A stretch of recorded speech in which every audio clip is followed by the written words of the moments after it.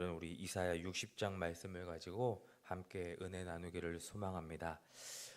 과거 이스라엘은 극심한 타락과 우상 숭배로 인해서 공의로우신 하나님의 징계를 피할 수가 없었습니다. 그래서 하나님은 바벨론을 막대기로 삼아 그들을 치셨습니다.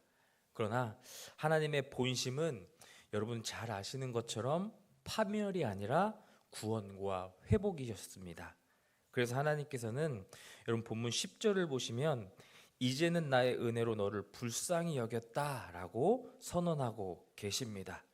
하나님의 무한하신 은혜와 긍휼이 죄로 인한 하나님의 진노를 온전히 덮어버린 것입니다.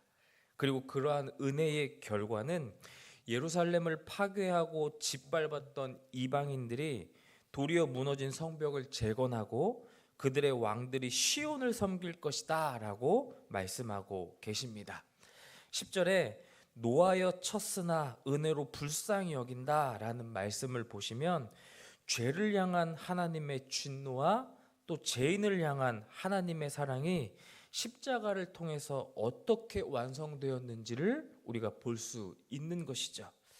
15절부터 우리 17절까지의 말씀을 통해서 하나님께서는 회복된 하나님의 백성의 지위가 얼마나 놀랍고 영광스럽게 높아지는지를 보여주고 계십니다.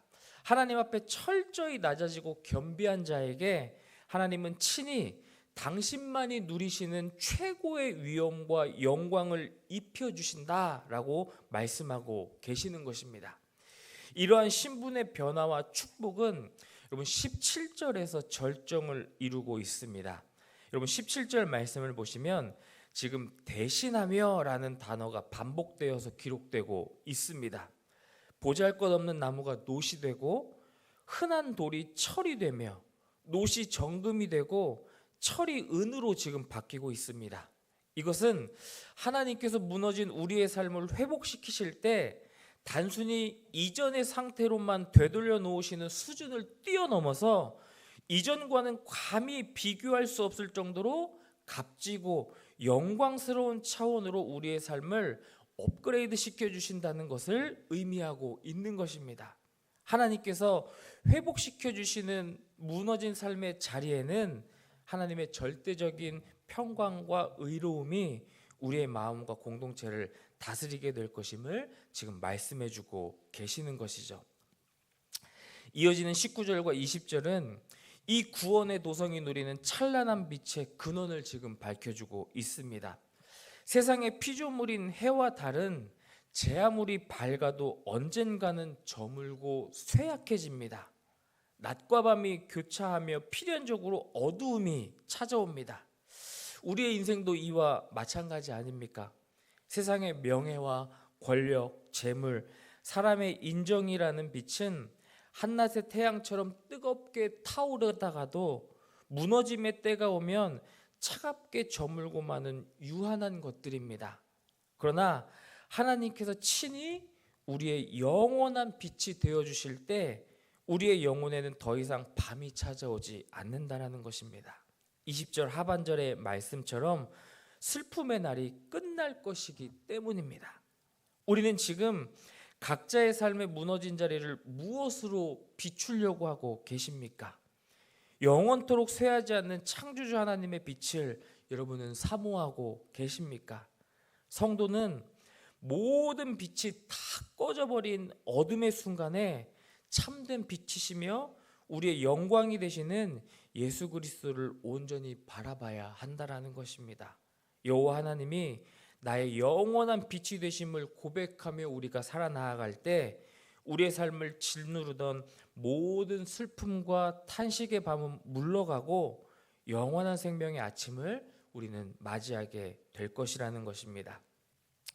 21절과 22절은 영원한 빛 아래 거하는 성도들의 영적인 정체성과 그리고 이 회복의 역사를 속히 이루시는 하나님의 섭리에 대해서 지금 말씀하고 계시는데요.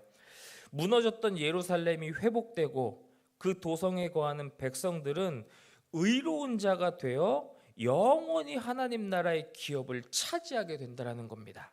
그런데 과거에 그토록 우상을 숭배하고 타락해서 심판을 자초했던 그들이 어떻게 하루아침에 완전한 의인이 될 수 있었겠습니까? 하나님께서는 그들을 향해서 분명히 말씀하십니다.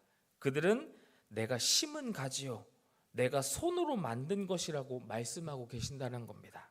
이는 하나님의 주권적인 개입과 은혜로 말미암은 재창조의 결과라는 뜻입니다. 하나님께서는 친히 그들을 심으시고 빚으신 궁극적인 목적이 무엇이냐? 그들의 삶을 통해 하나님의 영광을 온 세상에 나타내기 위함이라는 것입니다. 오직 예수 그리스도께서 십자가에서 흘리신 그 보혈과 십자가에서 이루신 대속의 은혜로 말미암아 자격 없는 우리가 다 의롭게 되어 하나님 나라의 영원한 기업을 얻게 되었다라는 것입니다.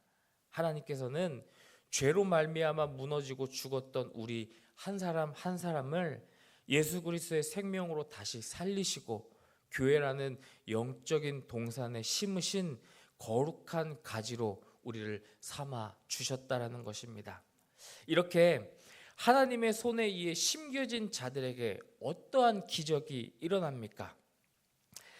세상의 기준으로는 보잘것없이 우리가 작은 자이며 무너져서 멸시받던 약한 자에 불과했던 하나님의 백성들이 십자가의 은혜와 또 성령의 능력을 공급받아 천명을 이루고 강대한 나라를 이루게 될 것이다 라고 말씀하고 계십니다.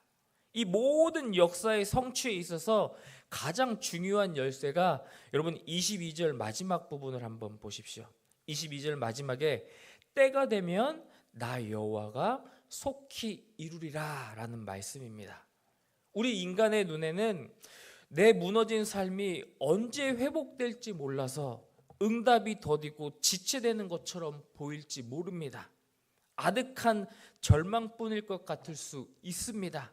그러나 역사의 주관자이신 하나님이 정해놓으신 완벽한 때가 되면 하나님은 강력한 능력으로 한치의 오차도 없이 신속하게 무너진 삶을 회복하시는 구원의 역사를 완성하실 것이라는 것입니다.